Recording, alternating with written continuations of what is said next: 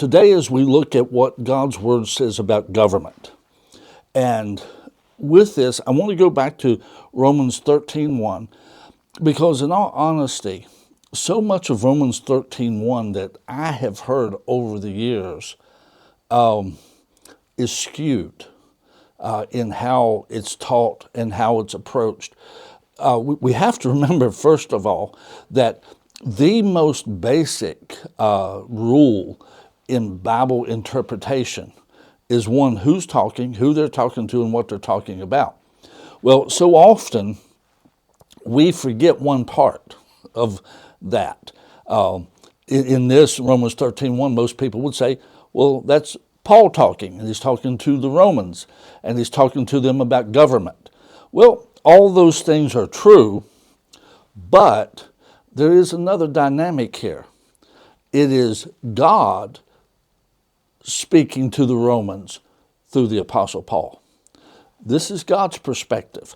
And so Romans 13:1 says, let every soul be subject to the governing authorities, for there is no authority except from God, and the authorities that exist are appointed by God.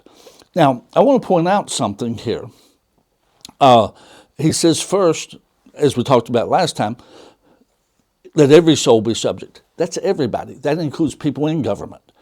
He says, let them be subject to the governing authorities, plural. It's not singular. It's not, well, you're supposed to obey the government. It's plural, governing authorities, which means that they are separate types of authority. They're not the same authority. They have different authority.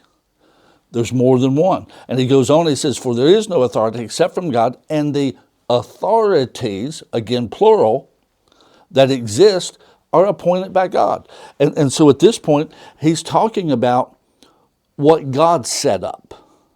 Now with this, and I'm going to probably go cross-grain of how a whole lot of people think, but I would encourage you to go to the Bible and read it, because there's other verses, and one day we'll get into this. But basically, most Christians think that every person in authority is put there by God. And they'll use one verse. Well, God raises up kings and he puts down kings. Well, the word does say that.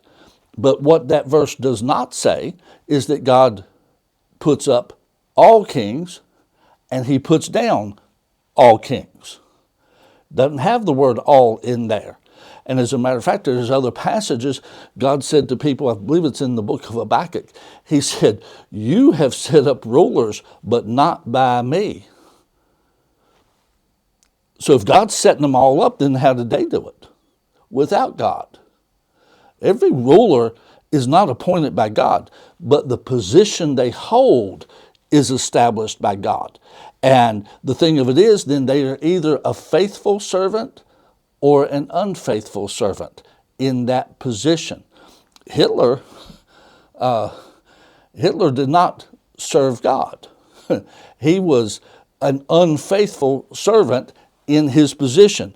Now, these authorities, if you would, I want to at least introduce them here, is there are 4 authorities that God has established in the earth. And I'll do them more or less chronological. First is self-government. Genesis 1:26, God gave Adam dominion over the work of his hands. That's self-government at that point. And in that, he made him personally accountable to God himself. Now, with that, your faith is something that you are personally accountable for.